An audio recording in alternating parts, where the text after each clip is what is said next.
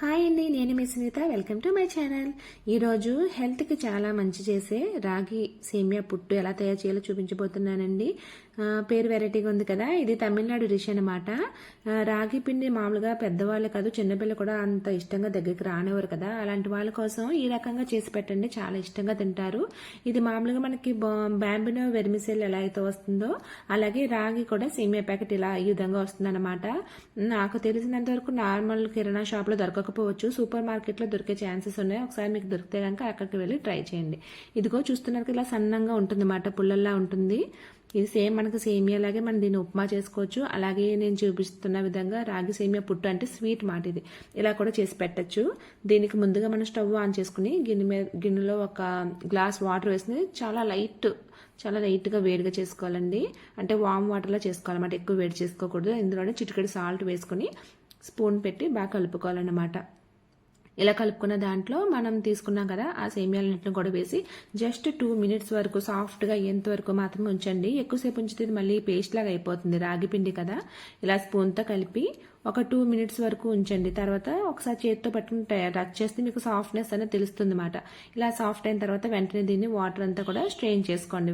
వేరే గిన్నెలో స్ట్రెయిన్ చేసుకున్న దాన్ని ఒక ఇడ్లీ పాత్రలోని వాటర్ పోసుకుని మనం ఇడ్లీ ఏ విధంగా అయితే రేకుల్లో వేస్తామో అలాగే ఇది కూడా ఇడ్లీ పాత్రలో వేసుకోవాలి.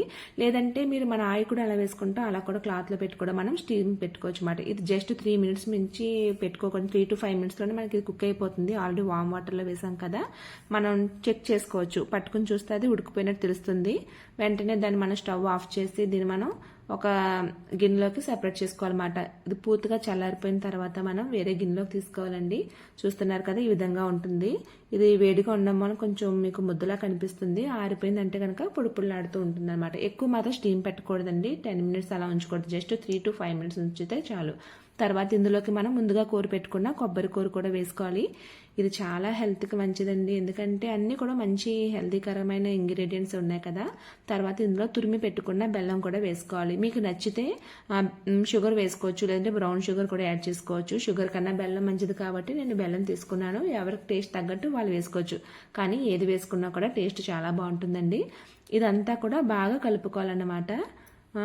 సేమియాలు వేడిగా ఉన్నప్పుడు మాత్రమే మనం షుగర్ బెల్లం అనేది వేసుకుంటే బాగా కలిసి మనకి సేమియా అనేది షుగర్ని అబ్జర్వ్ చేసుకుంటుంది అనమాట. ఈ విధంగా మనం మొత్తం రాగి సేమియా అంతటిని కూడా కలుపుకోవాలి. ఇది బ్రేక్ఫాస్ట్లా తీసుకోవచ్చు, ఈవినింగ్ స్నాక్స్లా తీసుకోవచ్చు, లేదంటే నైట్ డిన్నర్ టైంలో కూడా మనం తీసుకోవచ్చు అండి. ఏ విధంగా తీసుకున్నా కూడా చాలా బాగుంటుంది టేస్ట్ అయితే. చివరిగా మనం ఇలాచీ పౌడర్ కూడా వేసుకుని ఒకసారి బాగా కలుపుకుని టేస్ట్ చూసి సర్వ్ చేసుకోవడమే. ఒకవేళ మీకు షుగర్ స్వీట్నెస్ సరిపోలేదంటే మళ్ళీ ఇంకొంచెం టేస్ట్ తగ్గట్టు మీరు యాడ్ చేసుకోవచ్చు. ఈ విధంగా మీరు చేసి పెట్టండి. నచ్చిన వాళ్ళు కూడా రాగి పిండి అంటే ఇష్టపడిన వాళ్ళు కూడా చాలా ఇష్టంగా తింటారు. మా పిల్లలు అయితే చాలా చాలా ఇష్టంగా తిన్నారండి. మా హస్బెండ్కి కూడా నచ్చింది. ఒకసారి మీరు కూడా ఈ ప్యాకెట్ కనుక దొరికితే ట్రై చేసి ఖచ్చితంగా మీ ఇంట్లో వాళ్ళకి చేసి పెట్టండి. గ్యారంటీగా నచ్చుతుంది, నేను 100% షూర్గా చెప్పగలను. నాకైతే చాలా బాగా నచ్చింది. చూసారు కదండి, ఈ వీడియో కనుక మీకు నచ్చినట్లయితే మీరు కూడా ఒకసారి ట్రై చేసి ఎలా వచ్చిందనేది నాకు కామెంట్ చేయండి. అలాగే ఇలాంటి మరిన్ని మంచి వీడియోస్ కోసం నా ఛానల్ లైక్ చేయండి, వాచ్ చేయండి, సబ్స్క్రైబ్ చేయండి. Thank you for watching.